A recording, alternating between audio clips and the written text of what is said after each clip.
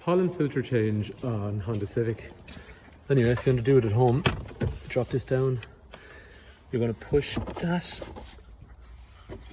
and that, or actually most of the time you can just get away with one side. Although of course the time I've got to fold my hands, you need two sides, but anyway, two hands at the same time putting pressure here and here. Eventually drop down and come out in through here. So you'll see in there two little clips either side. Same on the other side, the little kind of triangular clip that's there. So you clip him inwards, pull him inwards like so, and then that pop off. Okay, I've put a new one in it already. Filter in, or filter out even. New filter back in. Everything is easier with two hands rather than one, but anyway. Plastic panel sits back in place. And it only sits one way up, so I suppose it'll make sense to you when you're putting it up to it.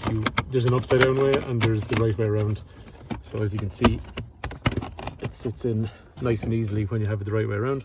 And when it's sitting the right way around, you should be able to hear a click as it goes back into place. So essentially what you're doing is just sitting it back onto